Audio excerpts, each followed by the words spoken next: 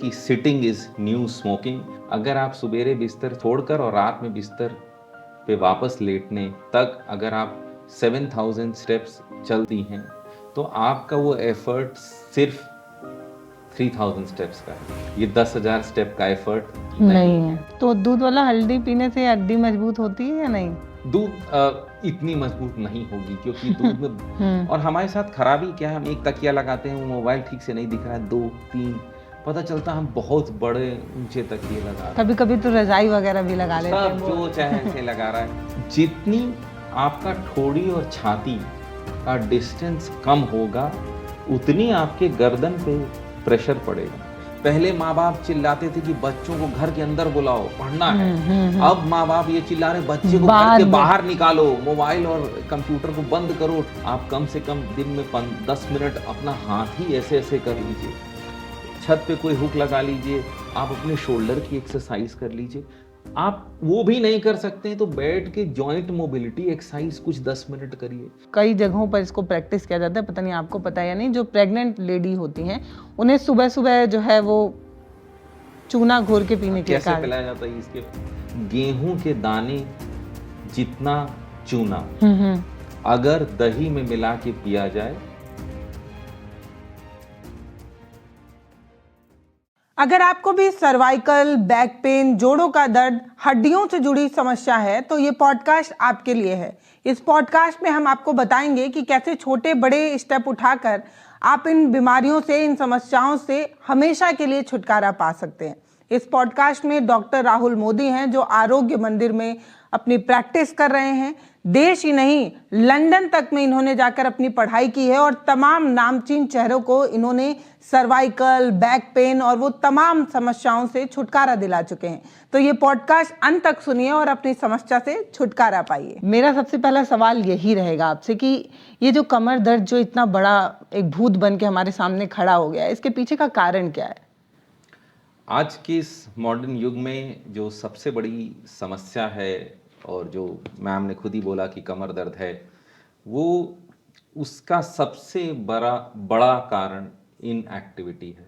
मतलब घर पे बैठे रहना या सर जॉब वाले तो और परेशान है। घर पे बैठे रहना, कुर्सी पे बैठे रहना, दुकान पे बैठे रहना, ऑफिस में बैठे रहना, क्लास में बैठे रहना, कॉलेज में बैठे रहना।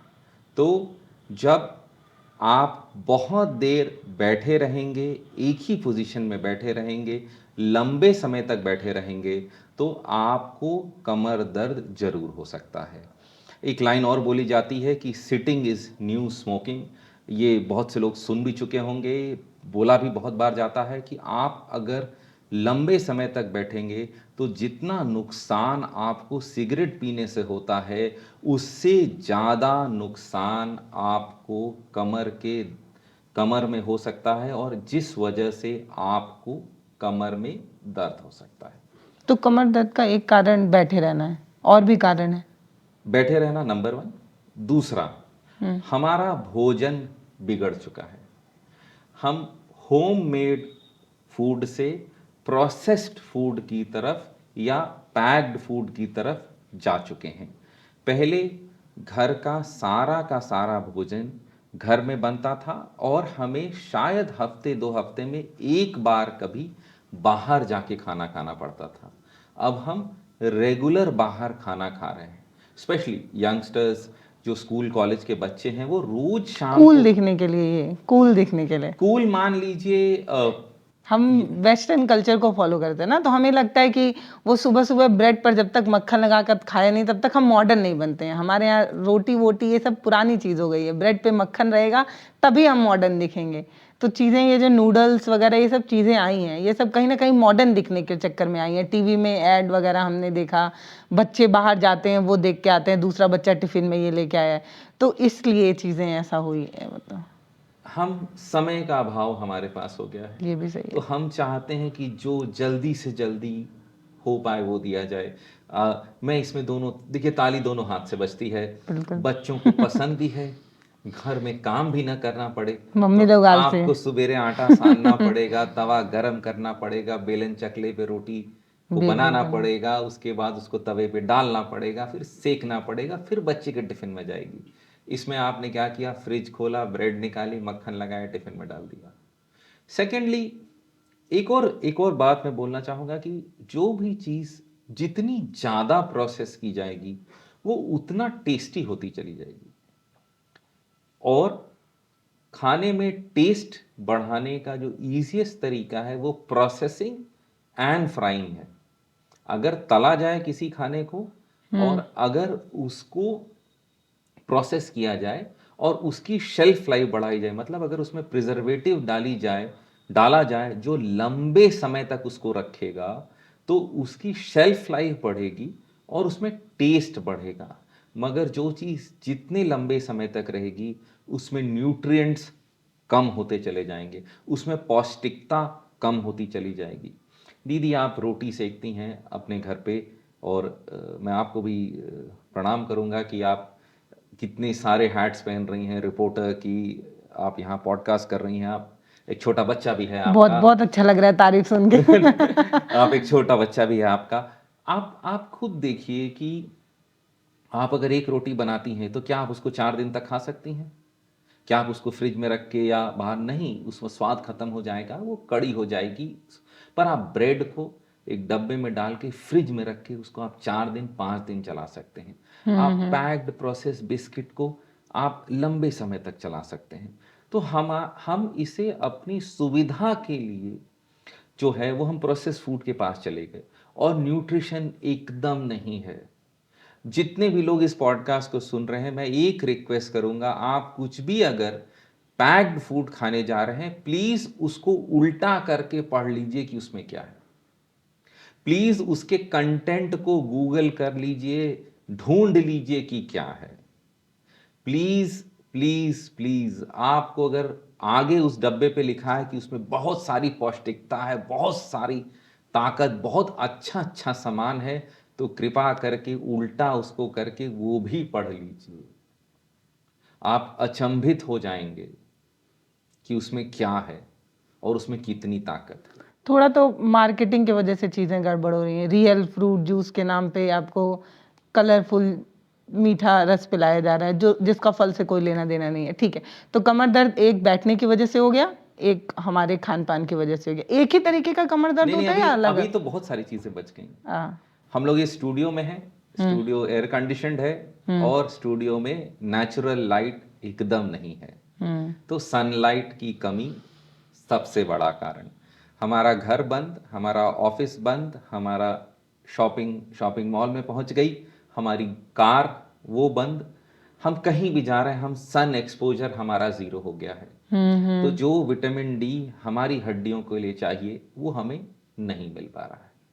तो बहुत हम आप अच्छा, मैं इस सब को अगर सम अप करूं कि क्यों हो रहा है, तो पहला, लैक ऑफ एक्टिविटी। हमारे शरीर से एक्सरसाइज खत्म हो गया, हमारा भोजन बिगड़ गया, और हमें सन एक्सपोजर जो है वो हमारा 0 हो गया।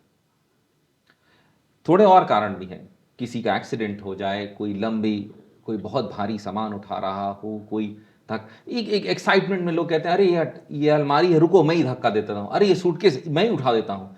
तो पता चला कि आपको वो आदत नहीं है, वो काम आप करते नहीं हैं। आपने 2-4 लोगों को देखा, आप भी उनका मदद करने के लिए खड़े हो गए और आप गलत झुक गए, उसकी वजह से भी आपको कमर में दर्द हो सकता है।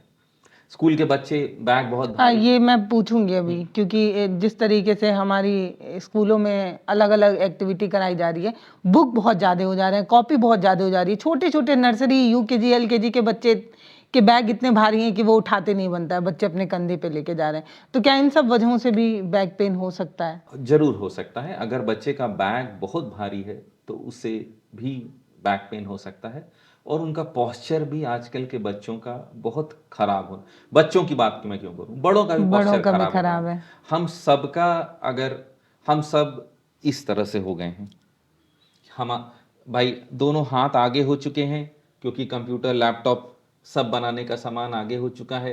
हम आगे गर्दन नीचे करके देख रहे हैं। पहले हम सिर्फ 24 घंटे में 8 घंटा नीचे देखते थे।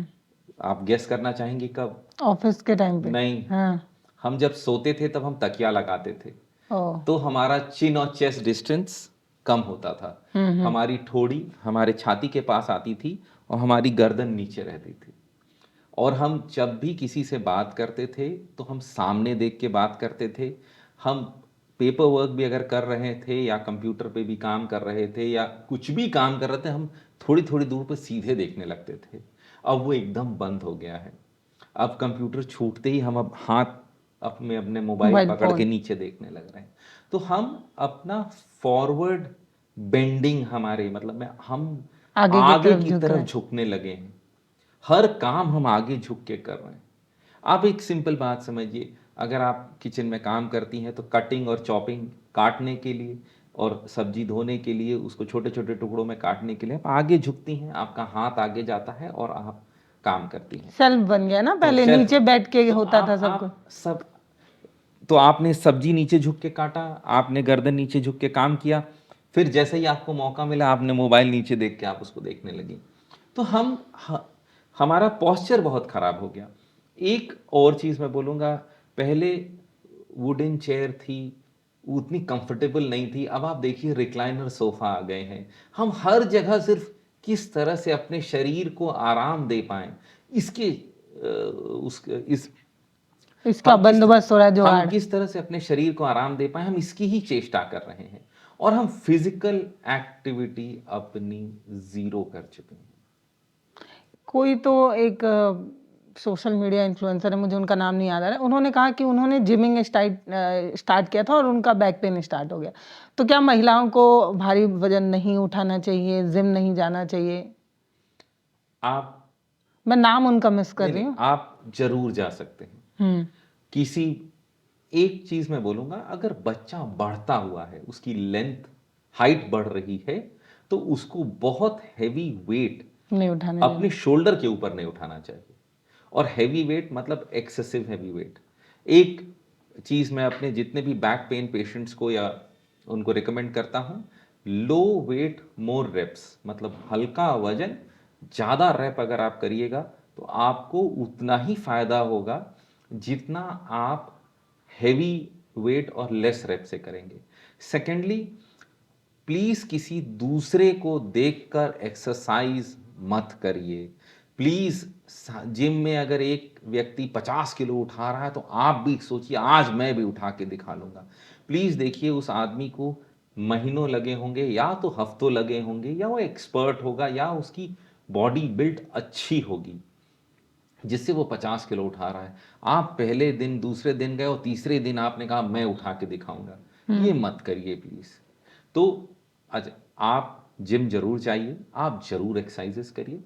महिलाओं में ये बोला जाता है कि पीरियड के समय या प्रेगनेंसी के समय उनको लाइट एक्सरसाइजेस करनी चाहिए। जिम में वेट्स के साथ न करके वो फ्लोर एक्सरसाइजेस कर सकती हैं, योगा कर सकती हैं, स्ट्रेचिंग कर सकती हैं, वॉकिंग कर सकती हैं, स्विमिंग कर सकती हैं। और ये सब लोग कर सकते हैं जिनको बैक पेन है। मैं इंग्लैंड में जब प्रैक्टिस कर रहा था तो एक बहुत कॉमन रिकमेंडेशन था कि स्विम प्लीज। स्विमिंग को लेके बड़ा डर है कि स्विमिंग से जो है ना हड्डियां कमजोर होती हैं, ये कितना सही है? नहीं, ये एकदम गलत है। आप पानी में हैं तो हम लोग सब पढ़ चुके हैं पानी में चीज़ें हल्की हो जाती हैं, तो आप खुद हल्के हो जाएंगे।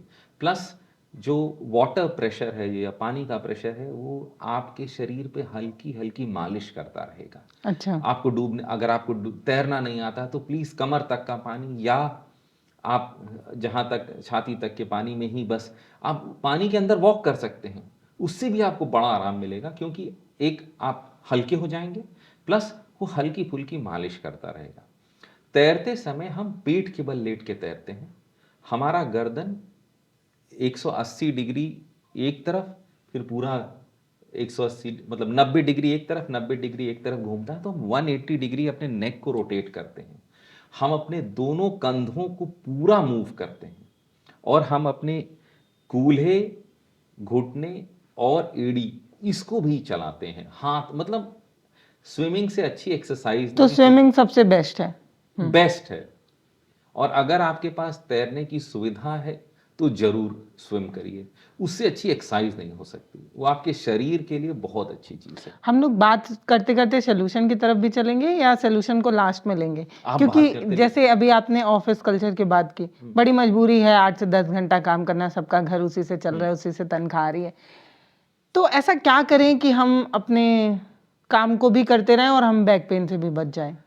इसके आप ये सोच के बताइए कि आप सिटिंग जॉब के किसी नहीं, आदमी को बता रहे हैं। हाँ, अगर आप ऑफिस जा रहे हैं तो सबसे पहला काम, जहां अपनी गाड़ी आप पार्क कर रहे हैं उसको थोड़ा दूर पार्क करिए कि आप चल कर अपने ऑफिस तक पहुंच पाएं। अगर फॉर एग्जांपल आपका ऑफिस 5वें फ्लोर पे है तो प्लीज़ चौथे फ्लोर में लिफ्ट से निकल जाएं और एक फ्लोर सीढ़ी चढ़ कर जाइए। अगर आप इतना चढ़ने में सक्षम नहीं हैं तो आप 2-3 फ्लोर नीचे उतर के लिफ्ट पकड़ना शुरू करिए।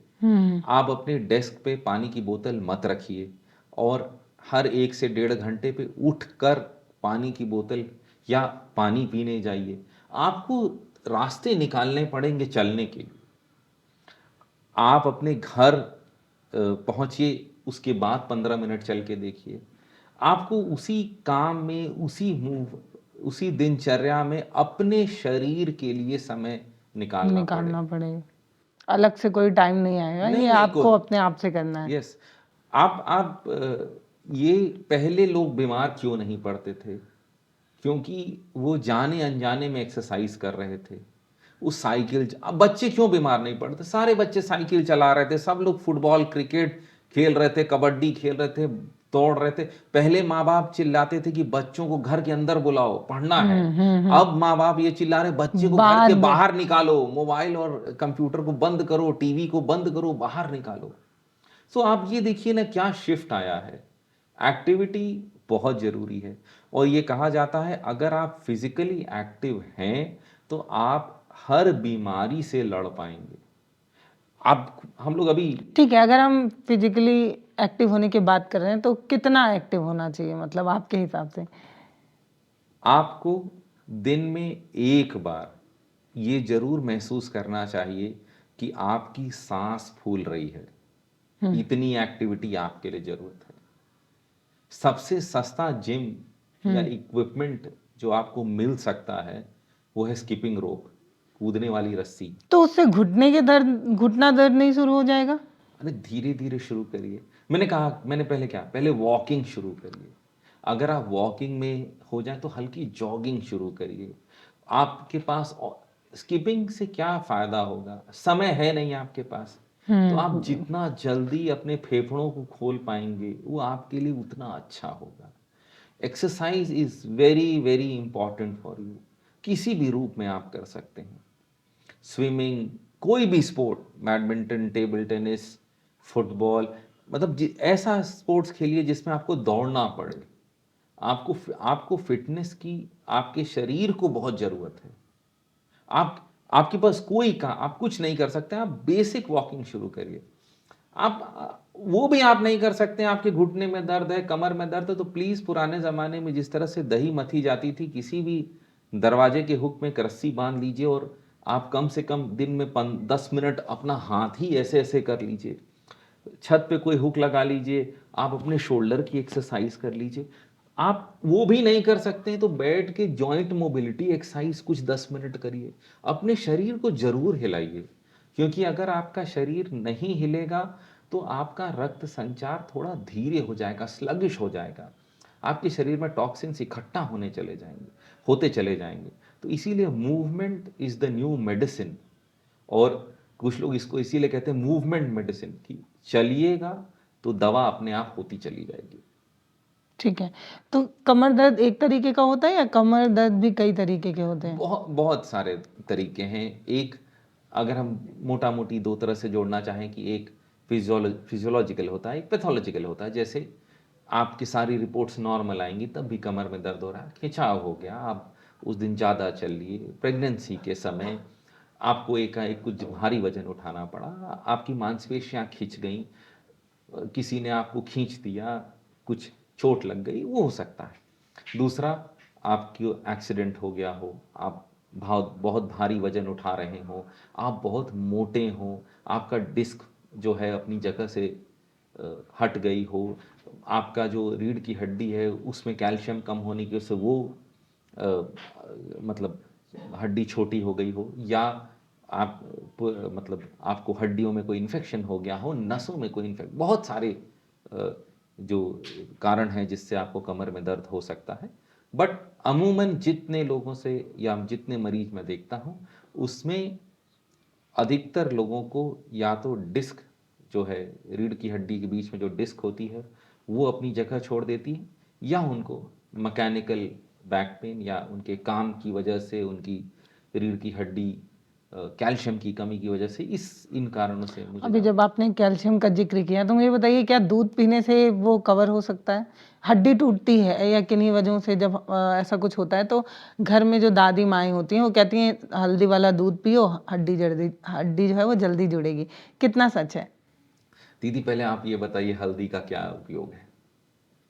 बीमारियों से रक्षा करता है और और क्या स्किन वगैरह में भी कुछ तो फायदा करता है।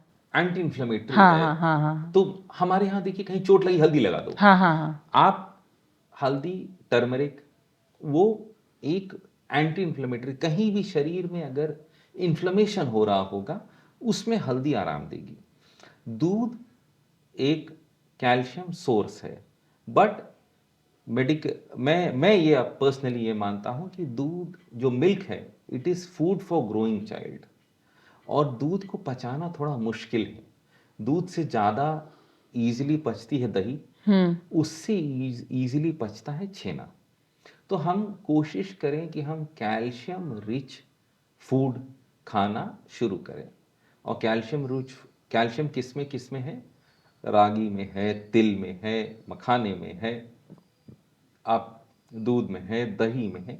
तो इनका सेवन करने से हमें अच्छा कैल्शियम हमारे शरीर को अच्छे से मिल सकता है।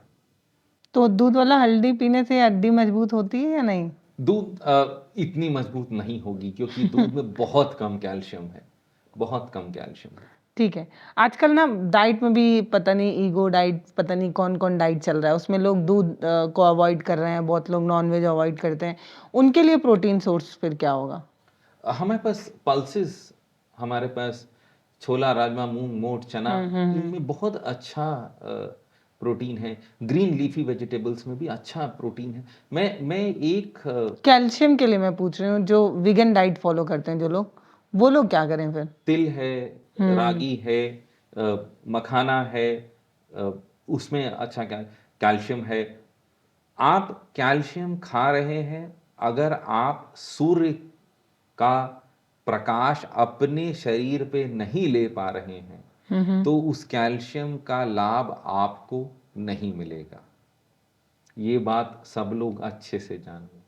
और हमें हमारी पीठ, जो हमारी पीठ है, इस पे कोई कपड़ा नहीं होना चाहिए, और कम से कम ऊपरी भाग जो है पीठ का, उसको अगर हम रोज 5 से 10 मिनट धूप अगर उस पर पड़ने दें तो हमारा बहुत कुछ कैल्शियम मेटाबॉलिज्म सही हो जाएगा। क्योंकि हमारे शरीर में विटामिन डी सनलाइट से मिलता है और वो पूरा पूरा हमको मिल जाएगा। हम अगर अच्छा कैल्शियम खा रहे हैं और विटामिन डी नहीं है हमारे पास तो भी हमें कैल्शियम का लाभ नहीं मिलेगा। तो सनलाइट एक्सपोजर, कैल्शियम इनटेक, और इन दोनों के साथ साथ फिजिकल एक्टिविटी, ये तीनों चीज चाहिए। हम लोग कैल्शियम का बार बार जिक्र कर रहे हैं। जो हम चूने को जब हम देखते हैं तो उसमें कहा जाता है उसमें बहुत कैल्शियम होता है, और कई जगहों पर इसको प्रैक्टिस किया जाता है। पता नहीं आपको पता है या नहीं, जो प्रेग्नेंट लेडी होती हैं उन्हें सुबह सुबह जो है वो चूना घोल के पीने के लिए कैसे कहा, पिलाया जाता है इसके? पानी को ऐसे पानी में घोल के, और कहते हैं कि आप चूना जो है वो पीजिए, चूने के पानी को।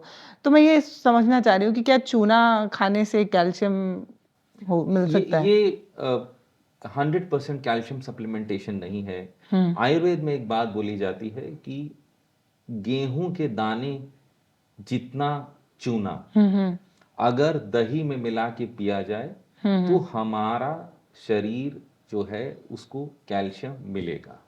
मगर मॉडर्न मेडिसिन इसके बारे में कुछ भी नहीं बोलता है। ऑल्टरनेटिव मेडिसिन में ये जरूर बोला जाता है कि चूना को अगर आप मिला के पीजिएगा वो आपके शरीर में जाएगा। और इसके बारे में जो किताबों में लिखा है कि बुझा हुआ चूना गेहूं के दाने के बराबर दही में मिला के आप पीजिए तो आपको वो कैल्शियम के सप्लीमेंटेशन के रूप में काम करेगा। मगर ये मॉडर्न मेडिसिन इसको बहुत मानता नहीं। बच्चों को दे सकते हैं क्या? नहीं, नहीं देना चाहिए। नुकसान, मुंह कट सकता है, बहुत सारी चीज़ें हैं। बच्चों के लिए बहुत तिल का लड्डू दीजिए। मैं हमेशा बच्चों के लिए जो भी यंग बच्चे आते हैं और वो कहते हैं मैं क्या करूं, मैं सीधी एक लाइन बोलता हूं उनको खेलने दीजिए। और उनको खेलते ही नहीं है बच्चे खुद से, नहीं, और कोई बैठा के थोड़ी रखते हैं। नहीं नहीं, आपको मोबाइल छीनना पड़ेगा। Mobile is the new baby sitter.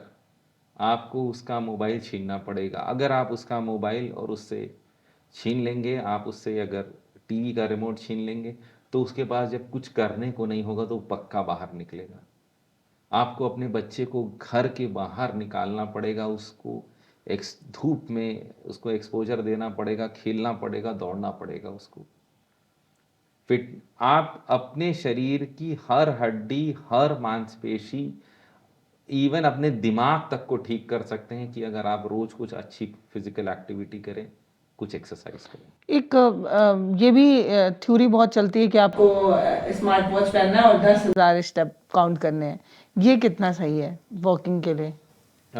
अगर आपने मैंने तो स्मार्ट वॉच नहीं पहन रखी है। मैं सबको एक बात, आप अगर कोई एक्टिविटी मत करिए और आप अगर स्मार्ट वॉच अपनी पहन के दिन भर रहिए तो नॉर्मली आप 4,000 to 6,000 स्टेप चल लेंगे। ठीक। तो अगर आप, मैं लोग बोलते हैं ना मैं 10,000 स्टेप डेली करता हूँ। डेली चल रहा हूँ। मैं एक बात बोलता हूँ, बिना एफर्ट के पहले सुबेरे से शाम तक अपना मतलब बिस्तर जब छोड़िए और जब वापस रात में बिस्तर पे जाइए 4-5 हजार तो ऐसे ही हो जाता है बड़े Yes. आराम से। अच्छा, 100 स्टेप कितने मिनट में होता है? डिपेंड करता है कि आप बैठे हुए हैं या उस समय क्या कर रहे हैं। नॉर्मली ये माना जाता है कि 1 मिनट 100 स्टेप्स। अच्छा। ठीक, ये एक मैंने अपने आप ही खुद चल चल के ये निकाला है। आप इसको एक मिनट मतलब 1-1.5 मिनट में कर सकते 70-80 सेकंड तक ले जा सकते हैं और 10 मिनट्स में 1000 स्टेप्स ये माना है। तो अगर आप 10,000 स्टेप्स की बात कर रही हैं तो देखिए फिजिकल एक्टिविटी कितनी हुई, 1 घंटा 40 मिनट की। और इसमें भी जो एफर्ट आपने किया है एक्टिविटी के लिए उसकी वैल्यू है। अगर आप सुबेरे बिस्तर छोड़ने तक बिस्तर छोड़कर और रात में बिस्तर पे वापस लेटने तक अगर आप 7,000 स्टेप्स चल दी हैं तो आपका वो एफर्ट सिर्फ 3,000 स्टेप्स का है। ये 10,000 स्टेप का एफर्ट नहीं है। तो आप और अगर आप रोज 7,000 स्टेप चलती हैं तो वो बॉडी की बेसिक डिमांड है। आप उससे कम कर देंगी तो आपके शरीर को अच्छा नहीं लगेगा। तो ये कोई भी हार्ड एंड फास्ट नहीं है। कोई बहुत मोटा व्यक्ति वो चल ही नहीं पा रहा है, उसके लिए 10,000 स्टेप बहुत मुश्किल है।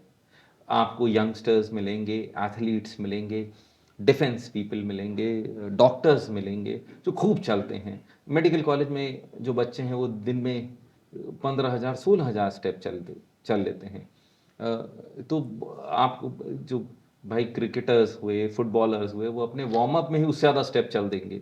तो ये डिपेंड करता है कि आप की फिजिकल नहीं, मैं उनका पूछना चाह रही हूँ जो लोग कोई एक्सरसाइज नहीं कर रहे हैं, अगर वो ये काउंट कर रहे हैं कि वो 10,000 स्टेप कर रहे हैं तो क्या ये इनफ है? मान लिया जाए ठीक है, मतलब कुछ तो फिजिकल एक्टिविटी की। अपना वजन नाप लीजिए और 15 दिन बाद अगर उसमें कुछ डिस्काउंट होना शुरू हो जाए इसका मतलब आप कुछ अच्छा कर रहे हैं।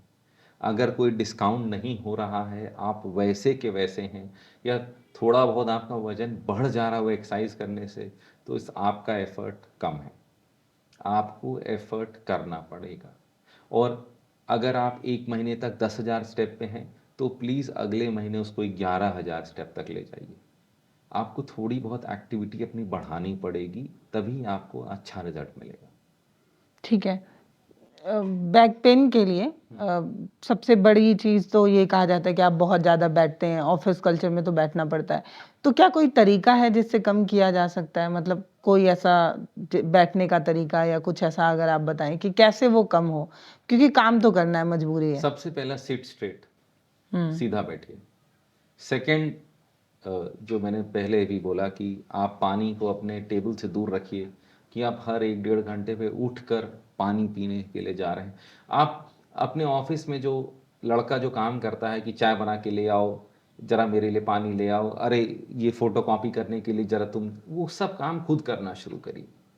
आप अगर हिलेंगे डुलेंगे नहीं तो आपकी जो कमर है वो, क्यों क्यों सिटिंग इज न्यू स्मोकिंग, क्योंकि हम ये मानते हैं कि आप बहुत देर बैठे रहेंगे तो रक्त संचार कम हो जाएगा, स्लगिश हो जाएगा, मांसपेशियों में जो टॉक्सिन्स हैं वो निकल नहीं पाएंगे, आपका जो शरीर का मेटाबॉलिज्म है वो ठीक नहीं रहेगा।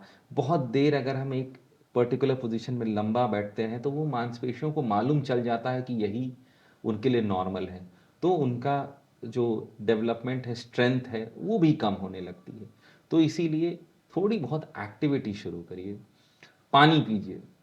आपको कम से कम अपने शरीर में 3 से 3.5 लीटर पानी रोज डालना चाहिए। अगर आप पानी नहीं पिएंगे तो आपके शरीर को अच्छा नहीं लगेगा।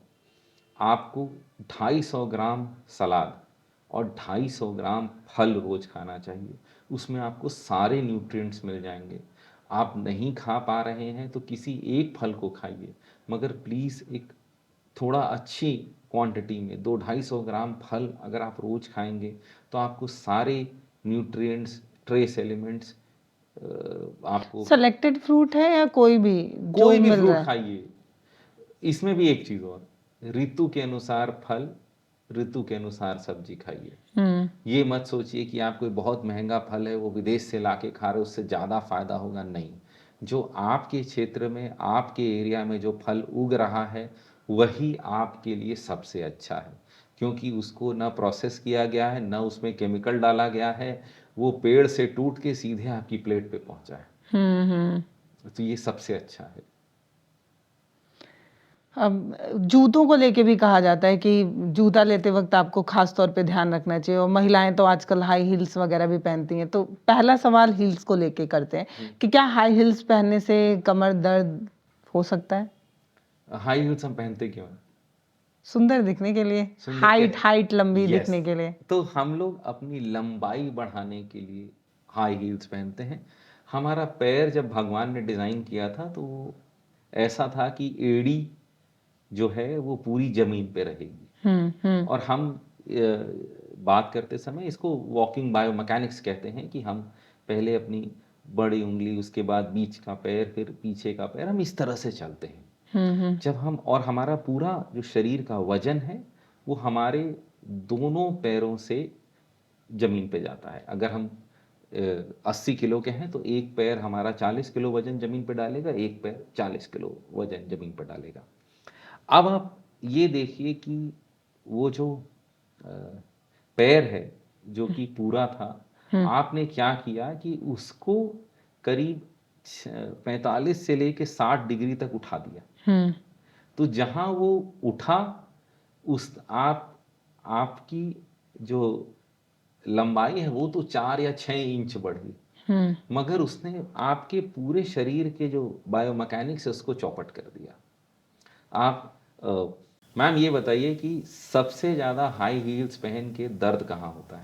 एड़ियों में होता है। और पता नहीं, मैं नहीं पहनती हूँ हाई। सबसे ज़्यादा काफ मसल में दर्द होता है, हाँ। पिंड, और फिर आपकी एड़ियों में दर्द होता है। और एक चीज़ और सब लोग नोटिस करेंगे कि अगर आप किसी शादी में जाएं या क्लब में जाएं या कहीं ऐसी जगह जाएं जहां सब महिला और पुरुष डांस कर रहे हैं, आप थोड़ी देर में देखेंगे कि बहुत सारी जो वहाँ पे लड़कियां हैं वो अपने चप्पल को उतार देती हैं और उसमें फिर डांस करना शुरू करती हैं। और आपने बहुत सारी लड़कियों को पार्टी के बाद या फंक्शन के बाद अपने चप्पलों को, हाई हाथ हील को में अपने ले हाथ में पकड़ के चलते देखा है। वो सबसे खराब लगता है। क्योंकि आपका जो काफ मसल है बहुत और आपकी दर्द करता एड़ी है। है वो बहुत दर्द होने लगती है, और ये बॉडी बायोमैकेनिक्स जो है वो उसको डिस्टर्ब करता है। सुंदरता के लिए ठीक है, पहन लीजिए, मगर आपको अगर हो सके तो अवॉइड करना चाहिए। तो क्या उससे बैक पेन हो सकता है? जरूर हो सकता है, क्योंकि आपने अपने पूरी पीठ को जो है वो थोड़ा सा आगे किया, काफ मसल्स को टाइट किया, आप पूरे के पूरे करीब 45 डिग्री अपनी लंबाई को बढ़ा लिए हैं, तो आपको जरूर कमर से लेकर पैर से लेकर सबको उन मांसपेशियों को एडजस्ट करना पड़ता है उस तरह से खड़े रहने के लिए। तो इसीलिए आपको दर्द होने के चांसेस बहुत ज़्यादा। और अगर लंबे टाइम तक पहने तो ये माना जा सकता है कि आपको कमर दर्द या बैक पेन की प्रॉब्लम जरूर होगा, हो जाएंगी। जरूर होगा। तो जो कुछ एक्सेप्शन है, 1-2% को शायद ना हो, वो एकदम अच्छे से वो बने हो, मगर यस, चांसेस पूरे हैं आपके। मैं बहुत सारे एक्ट्रेसेस को, मॉडल्स को देखता हूँ, और ये उनका प्रोफेशनल हैज़ार्ड है कि उनके कमर में दर्द है और उनके पैर में, काफ में बहुत दर्द रहता है, मगर क्या मजबूरी है करें, उनका। वो उनकी जीविका का साधन है कि वो एक हील पहन के चलती हैं। बैक पेन में क्या कोई सर्जरी वगैरह भी होता है? अगर आपकी डिस्क बहुत ज़्यादा बाहर निकल गई हो तो यस, उसको सर्जरी से वहाँ से हटाया हटाया जाता है, होता है, जरूर होता है। अगर आप मुझे एक दो ट्रीटमेंट या कुछ ऐसा उपाय बताना चाहें, कोई ऐसी टिप देना चाहें जिससे हम बैक पेन के प्रॉब्लम से बच सके, तो क्या देंगे? सबसे पहला टिप कि पानी पीजिए। दूसरी टिप, अगर आपको बहुत ज़्यादा कमर में दर्द हो रहा है तो ज़मीन पे सोइए, और मैं सोने की बात नहीं कर रहा हूँ, कम से कम 15-20 मिनट ज़मीन पे लेटिए। ऐसा क्यों? उससे आपकी रीढ़ की हड्डी सीधी हो जाएगी। तीसरा, अपने गर्दन के नीचे और कमर के नीचे सूखा तौलिया गोला करके रखिए, तो आपकी रीढ़ की हड्डी का जो आपका पॉस्चर है वो ठीक हो जाएगा, जो आपके स्पाइन के कर्व्स हैं वो ठीक हो जाएगा। तीसरा एक्सरसाइज, और ये बहुत से लोगों को पसंद आता है, आप योगा में इसको भुजंग आसन या सर्पासन बोलते हैं, मैं इसको थोड़ा सा और इजी बना दे रहा हूँ कि आप पेट के बल लेटकर अपनी कोहनियों का सहारा ले लीजिए, और या तो कोई किताब पढ़ लीजिए या या मोबाइल मोबाइल चलाए। देख लीजिए। उससे extension is the treatment for back pain. आप जितना पीछे जाएंगे उतनी आपकी रीढ़ की हड्डी को अच्छा लगेगा। और लास्ट में सन एक्सपोजर। मैं अपने पेशेंट के प्रिस्क्रिप्शन में उल्टा लिखना शुरू करता हूँ। सबसे पहले ये लिखता हूँ, roll towel under the back for 10 to 15 minutes, back extension exercise for 10 to 15 minutes, and sun exposure for 5 to 10 minutes. अगर आप ये 3 चीज़ कर लेंगे तो आपकी रीढ़ की हड्डी को बहुत अच्छा लगेगा। जैसे अभी आप लेटने की बात कर रहे थे, उसको थोड़ा सा और एक्सप्लेन करते हुए मैं ये पूछना चाहती हूँ, क्या जो हम गद्दे ले रहे हैं, कोजी बनाने के चक्कर में, बहुत ज़्यादा कंफर्टेबल बनाने के चक्कर में जो हम मैट्रेस लेते हैं, उससे भी बैक पेन हो सकता है?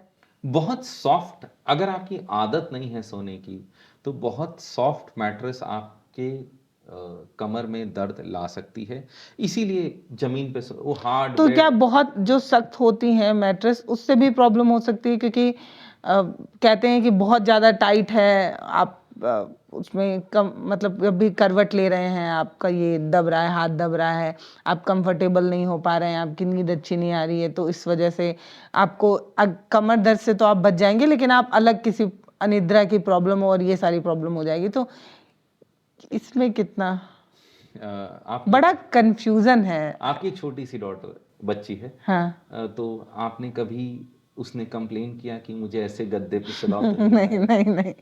तो आप खुद देखिए, आपके सामने एग्जाम्पल है, वो बच्चा छोटा है, दौड़ भाग रहा है, अच्छा खा पी रहा है, उसको हर जगह नींद आ जा रही है। बहुत सही। सेकेंडली, ये तो अभी विगत 15 साल से हम गद्दे की बात करना शुरू किए हैं। इसके पहले तो सबके पास रुई का गद्दा था, उसके ऊपर एक चादर बिछाई जाती थी, हम सो जाते थे।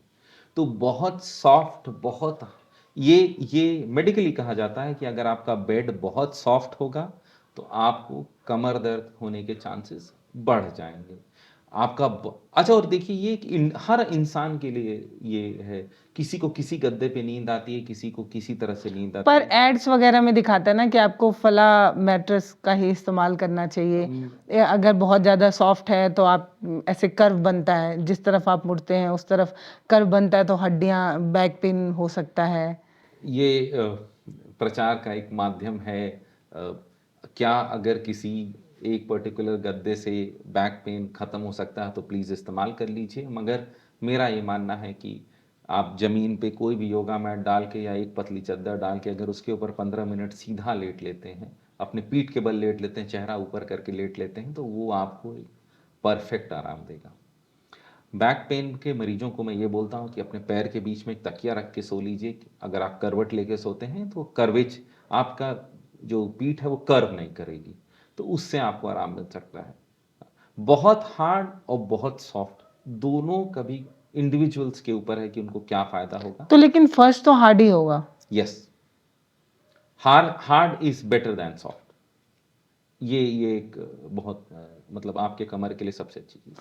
आप लोग तकिया क्यों मना करते हैं, जबकि तकिया तो हम बचपन से यूज़ करते आ रहे हैं। जैसे अभी आपने कहा कि जिस मैट्रेस पे आप सो रहे हैं, अगर आप उसके यूज़ टू हैं तो आपको कोई प्रॉब्लम नहीं होगी। तकिया तो बचपन से लगाते आ रहे हैं, लेकिन फिर आप लोग तकिए को क्यों मना करते हैं? बचपन में हमारे तकिए की मोटाई और बड़े होने पे हमारे तकिए की मोटाई में डिफरेंस है। जब बच्चा छोटा होता है ना, तभी से उसको सरसों का तकिया देना शुरू कर देते हैं कि शरीर गोल रहेगा। अभी देखिए इन्होंने खुद को फंसा लिया। उस तकिए की मोटाई कितनी थी और उसमें वो सरसों का जो बिया था वो इधर उधर चला गया था। हेड टेक्निकली सीधा था जब सो रहा था बच्चा, और जब बड़े होने पे वो फाइबर और फोम के तकिए आ गए जो मोटे और ऊंचे हो गए। और हमारे साथ खराबी क्या है, हम एक तकिया लगाते हैं, वो मोबाइल ठीक से नहीं दिख रहा है, 2 3 पता चलता हम बहुत बड़े ऊंचे तकिए लगा रहे कभी हैं। कभी तो रजाई वगैरह भी लगा लेते हैं सब वो। जो चाहे ऐसे लगा रहा है। पेशेंट्स आते हैं जो बोलते हैं कि अरे ये तो विष्णु जी की तरह मोबाइल देखती हैं, एक कोहनी में ऐसे रख कर दिन भर मोबाइल देखती रहती हैं, या ये तो दुकान पे बैठ जाते हैं और अपना एक कोहनी के सहारे 24 घंटे मोबाइल देखते रहते हैं, मतलब जितनी देर दुकान पे बैठे सिर्फ मोबाइल देख रहे हैं। तो आप जितनी आपका ठोड़ी और छाती का डिस्टेंस कम होगा उतनी आपके गर्दन पे प्रेशर पड़ेगा, और जितना ये डिस्टेंस कम होगा उतने इसकी गर्दन की डिस्क के बाहर निकलने के चांसेस बढ़ जाएंगे। तो अगर आप ऊंचा तकिया लगाएंगी तो देखिए जितना ऊंचा तकिया होगा उतना ये जो डिस्टेंस है ये कम हो जाएगा, उतना आपके सर्वाइकल स्पॉन्डिलाइटिस होने के चांसेस बढ़ जाएंगे। मैं अब आ ही रही थी सर्वाइकल पे, ये भी बहुत कॉमन हो गया आजकल सर्वाइकल। कुछ लोगों को यहाँ पीछे गांठ जैसा बन जाता है, फिर उसके बाद बहुत दर्द भी देता है, बहुत डिस्कम्फर्ट भी उन्हें महसूस होता है, फिर वो डॉक्टर के पास जाते हैं। उससे पहले ऐसा क्या करें कि ना हो, और ये सर्वाइकल इतना कॉमन क्यों होता जा रहा है? बच्चों में भी बहुत हो रहा है अब तो। अब नीचे देखिएगा तो होगा, मोबाइल भी नीचे, किताब कॉपी भी नीचे, कंप्यूटर भी नीचे, सब कुछ आपसे नीचे, सब तकिया भी कुछ बड़ा, घड़ी की सुई घूम कर वहीं पे आ रही है हर बार। सब कुछ आप, हम लोग घंटों बात कर लेंगे, फिर से वापस आऊँगा। अच्छा घर का बना हुआ भोजन, अच्छी एक्सरसाइज और धूप में कुछ भी खेलना कूदना, इतना कर लीजिएगा तो आपको समस्या नहीं होगी। प्लीज़ थोड़ा ऊपर देखिए, और मैं एक और कहता हूँ ना कि ऊपर भी नहीं, आसमान को देखिए। जितना आप ऊपर देखेंगे उतने आपकी रीढ़ की हड्डी को, आपकी गर्दन के हड्डी को, कमर के हड्डी को अच्छा लगेगा। पर गर्दन में जो जकड़न हो जाती है सर, मैंने बहुत सारे लोगों को ऐसे देखा है कि वो इतना मुड़ भी नहीं पाते हैं। तो ये जो प्रॉब्लम होती है, क्या वो एज के साथ होती है, या अगर आप ज़्यादा सिटिंग जॉब कर रहे हैं, कंप्यूटर जॉब कर रहे हैं, तो हो जाती है? बहुत सारे रीजंस उसके भी हो सकते हैं, मगर उसमें भी फिर ये कहूँगा कि धीरे, बहुत सारी आर्थराइटिस हैं जिसमें गर्दन फिक्स होने लगती है, बहुत सारी ऐसी बीमारियां हैं जिसमें रीढ़ की हड्डी और ये चिपकने लगती सारी प्रॉब्लम ठंडियों में ज़्यादा जकड़न जैसा महसूस होता है। है। फिर कॉमन बात करेंगे, कोल्ड कॉन्ट्रैक्ट्स, ठंडक में हर चीज़ थोड़ी सी ठंडी होगी। अब आप खुद देखिए ना कि ठंडक में आदमी धीरे हो जाता है, अरे बहुत ठंड है कहाँ जाएंगे, हाँ, तो कपड़े ज़्यादा पहनने लगते हैं। तो जब भी हम ठंड होगी तो चीज़ें, ब्लड सर्कुलेशन थोड़ा सा धीरे होगा, थोड़ा सा हमारा मूवमेंट कम होगा, तो हमें ये चीज़ें ज़्यादा महसूस होंगी। प्लस कपड़े का वजन भी ज़्यादा है, तो आपको चलने में भी थोड़ी सी मुश्किल लगती है। आप यही गर्मी में आइए, आप एक पतला कपड़ा पहन के घूम रहे हैं, थोड़ी गर्मी है, आप अपने आप मूवमेंट कर रहे हैं, तो आपके लिए बेटर होगा। ठंडक में एक और चीज़ का नुकसान होता है, लोग एक और चीज़ जो गलत करने लगते हैं, वो पानी कम पीने लगते हैं। अरे ठंड है, पानी पीने की क्या जरूरत है। मैं बहुत सारे यंग बच्चों को, ओल्ड पर्सन्स की तो बात छोड़ दीजिए, मैं यंग बच्चों को देखता हूँ जो कहते हैं हम शाम को पानी नहीं पीते हैं, कौन रात में टॉयलेट के लिए उठेगा, इतनी ठंडक है। तो ये सारी चीज़ें भी उस तरफ इशारा करती हैं कि हमें कुछ ना कुछ फिजिकल एक्टिविटी करने की ज़रूरत है। और मैं ये बोलता हूँ कि अगर आपको हल्का सा भी गर्दन दर्द शुरू हुआ तो एक्सरसाइज करना शुरू तो करिए, थोड़ा बहुत, थोड़ा गर्दन उठाना शुरू करिए, थोड़ा नेक मूवमेंट करना शुरू करिए। किसी भी अच्छे योगा टीचर, किसी भी अच्छे फिजियोथेरेपिस्ट से मिलकर, एक्सरसाइज एक्सपर्ट से मिलकर अपने थोड़ी बहुत मूवमेंट शुरू करिए। आप अगर मूवमेंट ठीक कर लेंगे तो आप ठीक हो जाएंगे। आपके क्लिनिक में सबसे ज्यादा प्रॉब्लम लेके क्या प्रॉब्लम से आते हैं लोग? बैक पेन, कमर में दर्द, मैं खुद उसकी भुक्तभोगी हूँ। और ये बहुत सारी रीज़न है। माताएं अपने बच्चे को दूध पिला रही हैं, वो खुद नहीं कुछ कैल्शियम ले रही हैं, आपकी हड्डी से ही तो वो दूध बनेगा जो बच्चे को जाएगा, तो कमर में दर्द आपको हो जाएगा। आप जो आपकी कैपेसिटी नहीं है उससे ज़्यादा आप काम कर रहे हैं, आप पुश पुल कर रहे हैं, आप देखा देखी किसी को एक्सरसाइज कर रहे हैं, एकाएक आप कोई एक्सरसाइज नहीं करते थे, आपने ये पॉडकास्ट सुना कि हमको अब, आपने जैसे बोल दिया 10,000 स्टेप, तो किसी ने देखा अरे यार मेरे तो आज 4,000 स्टेप हैं, चलो मैं दौड़ के इसको 6,000 जोड़। तो धीरे धीरे डेवलप करिए, धीरे धीरे एक्सरसाइज को शुरू करिए, built on it, rather than कि एकदम एक झटके में हमको ये चाहिए। एक बात पुरानी, बहुत इंग्लिश की एक बड़ी फेमस कहावत है, Rome was not built in a day. आपका शरीर, आपकी फिटनेस को भी बिगड़ने में अगर समय लगा है तो बनने में भी समय लगेगा। आप एग्ज़ाम के एक दिन पहले किसी को, बच्चे को बोलिए कि पढ़ के एग्ज़ाम दे दो, आप वो नहीं दे सकता, वो सब्जेक्ट जिसने पढ़ा नहीं हो। आप साल भर उसको पढ़ाइए, एग्ज़ाम दीजिए, देखिए उसका सक्सेस के चांसेस ज़्यादा है। तो इसीलिए थोड़ा बहुत एक्सरसाइज ज़रूरी है।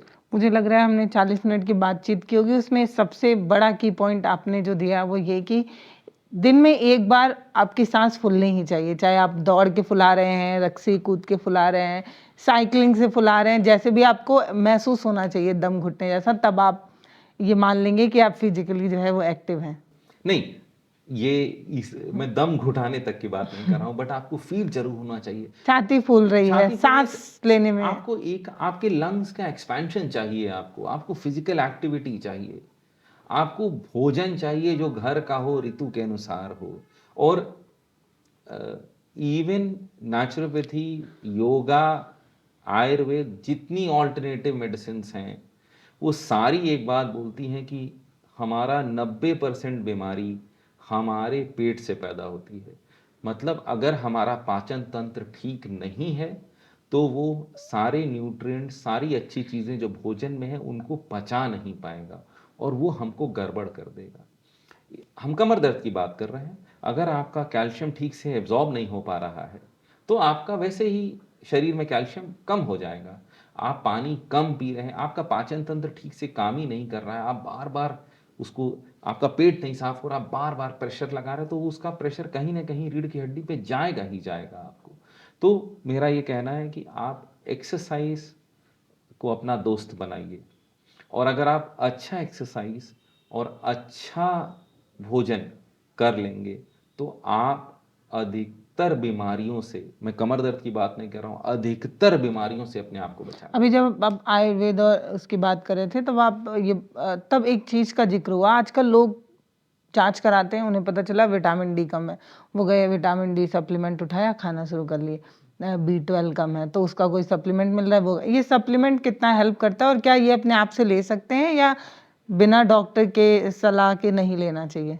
मैं खुद एक डॉक्टर हूँ, तो मेरा एक मत है कि अगर आप कुछ भी टेस्ट करा रहे हैं तो प्लीज़ अगर आप किसी डॉक्टर से पूछ के कराएंगे तो जो चीज़ स्पेसिफिक है आपके लिए आप वही टेस्ट कराएंगे। आपका कुछ सप्लीमेंट कम है तो आपने वो सप्लीमेंट ले लिया और वो पूरा हो गया, मगर क्या वो पूरा रहेगा? एक आपके अंदर जितने भी न्यूट्रिएंट जा रहे हैं वो एक बैंक बैलेंस की तरह है, वो एक पैसे की तरह है कि आपके अकाउंट में चला गया, मतलब आप रोज खर्चा कर रहे हैं उसको, जी जी तो आपको वो किसी न किसी रूप में रोज उसको रिप्लेनिश करना पड़ेगा। और सबसे अच्छा रिप्लेनिशिंग का तरीका आपका भोजन है, और भोजन में भी अनकुक्ड और रॉ फूड है, क्योंकि आप देखिए ना, जिस चीज़ को जितना गर्म करेंगे उसका उतना जो पोषण क्वालिटी तत्व है कम होगा। कम होगा, और गर्म करने पे कम होगा और तल देने पे ख़त्म हो जाएगा। ये एकदम अच्छे से इसको प्लीज़ दिमाग में डाल लीजिए कि उबली हुई चीज, कच्चा सबसे अच्छा, उसके बाद जो अच्छी चीज़ है वो उबली हुई उबला हुआ भोजन है, और तला हुआ भोजन सबसे गड़बड़ माना जाता है, क्योंकि उसके सारे न्यूट्रिएंट्स जल चुके हैं, खत्म हो चुके हैं, वो सिर्फ आपको स्वाद दे रहा है। तो इसीलिए आप गोली खा के अपने सप्लीमेंट को अगर आप पूरा कर चुके हैं तब भी ये नया ट्रेंड बन चुका है आजकल। मैं देख रही हूँ कि हर रील में आपको ये जांच तो करानी ही चाहिए, आपको ये सप्लीमेंट तो लेना ही चाहिए, सब बता रहे हैं। तो क्या ये जो ट्रेंड है उसको आंख मूंद के उस पर यकीन करके उसको फॉलो करना चाहिए, उसके पद चिन्हों पे चल के अपने आप को एकदम बढ़िया बना लेना चाहिए? नहीं, आप किसी की भी रील देख रहे हैं तो प्लीज़ उस व्यक्ति का एजुकेशन, उस व्यक्ति का क्या बैकग्राउंड है जरूर देख लीजिए। 1 मिनट लगेगा किसी को अपने आप बोलने की मैं इस चीज़ का एक्सपर्ट हूँ, तो पहली बात वो चीज़ देख लीजिए। दूसरी चीज़, जिस व्यक्ति ने आपसे अगर आपको रिकमेंड किया है तो क्या आप उससे सवाल पूछ सकती हैं मेरे साथ है कि नहीं? तो प्लीज़ किसी न किसी एक अच्छे डॉक्टर को दिखाकर जो भी आपके मन का सवाल है उसको पहले उनसे पूछ लीजिए, और फिर जो वो जांच रिकमेंड करे उससे वो कराना चाहिए। एक आखिरी सवाल हाँ। पूछूंगी, बहुत लंबा समय मैंने आपका ले लिया। बैक पेन के लिए बेल्ट लगाने को लोग ज़्यादा अच्छा मानते, तो क्या ये सही है? ये एक मैकेनिकल सपोर्ट दे देता है, और मैकेनिकल सपोर्ट से इधर मैंने नोटिस किया है वो ज़्यादा मानसिक सपोर्ट देता है, कि हम कुछ बांध लिए, हमको बड़ा अच्छा लग रहा है। आप खुद देखिए ना, उसने आपकी रीढ़ की हड्डी को आगे पीछे जाना रोक दिया, और आपकी रीढ़ की हड्डी को लेफ्ट एंड राइट घूमने पे उसने रोक लगा दी। तो जो चीज़ मूव नहीं करेगी तो वो हिलेगी नहीं, जब हिले डुलेगी नहीं तो दर्द नहीं होगा। ये उसका बेसिक। तो मतलब कमर दर्द बचाने के लिए आप देर तक सोते रहें, 10-12 घंटे मस्त आराम से, नहीं, तो आपका कमर दर्द सही हो जाएगा? नहीं, वो भी फिर और आपने कहा कि वो मूव नहीं करना है। बात की शुरुआत एक्टिविटी से हुई है। एक्टिविटी, जैसे हमने बोला सिटिंग इज न्यू स्मोकिंग, तो हमें सिटिंग को छोड़ना पड़ेगा। हम जितना मूवमेंट करेंगे उतना हमारा स्ट्रेंथ आएगा। अब मॉडर्न ये आजकल बहुत सारे स्ट्रेंथ एंड कंडीशनिंग कोचेस हैं, वो कोर स्टेबिलिटी की एक्सरसाइजेस कराते हैं, पिलाटीज कराते हैं, कोर स्ट्रेंथनिंग एक्सरसाइजेस कराई जाती हैं, जिससे आपके जो पेट का इलाका है और निचली कमर का इलाका है उसकी मांसपेशियों में ताकत आए। तो इसलिए एक्टिविटी ही इसका उत्तर है, और अच्छी एक्टिविटी करना चाहिए। जब तक आप थका हुआ ना महसूस करें तब तक। सर आपका बहुत धन्यवाद। मुझे लगता है आपने इस पॉडकास्ट में बहुत सारे मिथ भी तोड़े हैं और एक अच्छा मार्गदर्शन दे दिया है कि अब लोग समझेंगे कि कमर दर्द ना वंशानुगत होता है क्या? ये भी एक सवाल है कि मेरी मम्मी को भी कमर दर्द था, मेरी नानी को भी कमर दर्द था, मुझे तो होगा ही। आप बोलेंगे कि क्लोजिंग कर करके नया सवाल? नहीं, मैं क्लोजिंग के समय जो टेक होम मैसेज है वो फिर से रिपीट करना चाहूँगा। वाटर, पानी पीजिए 3 से 3.5 लीटर रोज। दूसरा, एक्टिविटी करिए, कुछ भी एक्टिविटी जो आपको पसंद हो। आप अगर मंडे टू फ्राइडे काम कर रहे हैं तो प्लीज सैटरडे संडे एक्टिविटी करिए, खेलिए सबसे अच्छा आपके दिमाग को। कोई भी एक स्पोर्ट आपको जो पसंद है खेलिए। आप नहीं कहीं जाके खेल पा रहे तो अपने घर में अपने बच्चे के साथ खेलिए। कुछ ना कुछ आजकल घर में डांस हो रहा है, ज़ुम्बा हो रहा है, योगा हो रहा है, कुछ ना कुछ बेसिक जॉइंट मोबिलिटी एक्सरसाइज, कुछ ना कुछ मूवमेंट ज़रूर करिए। ऋतु के अनुसार फल, ऋतु के अनुसार सब्जी खाइए, सैलेड खाइए, फ्रूट खाइए और हाई फाइबर डाइट। ये इतना मिलेट को के बारे में बात हो रही है, आप क्या बान युक्त राइस खाइए जो ब्राउन राइस की तरह मार्केट हो रहा है, चोकर समेत आटे की रोटी खाइए, आप कोई भी जो इतने भी जौ बाजरा कोदो है, बर्न यार्ड है, जो भी मिलेट है उसको खाइए, हरी पत्तेदार सब्जी खाइए। अगर आप ये सब अपने भोजन में डालेंगे तो आपको कोई भी परेशानी नहीं होगी। ये पॉडकास्ट मुख्य फोकस बैक पेन को लेकर हो गया है कि कमर दर्द सबसे बड़ी परेशानी क्यों बन गया है, क्योंकि मुझे लगता है मुझे बात तो बहुत कुछ करनी थी, लेकिन क्योंकि मैं खुद ही बैक पेन से परेशान रहती हूँ तो इसलिए मैंने पूरी बातचीत बैक पेन पे लाके शिफ्ट कर दी। पर मुझे लगता है कि ये जो पॉडकास्ट आपने अभी तक सुन लिया है उससे आपको एक बात तो समझ आ ही गई होगी कि ये जो बैक पेन है जिसको हमने नया भूत बनाकर अपने सामने खड़ा किया है, ये हमारी ही उपज है। हमने अपनी लाइफस्टाइल और इन सारी चीज़ों से इसे बनाया है। अगर आप थोड़े थोड़े चेंजेस करें तो ये खत्म हो सकता है जड़ से, है ना सर? जड़ से खत्म हो सकता है। तो ये पॉडकास्ट आपको कैसा लगा ये हमें ज़रूर बताइएगा। डॉक्टर सर आपका बहुत धन्यवाद इतना समय देने के लिए।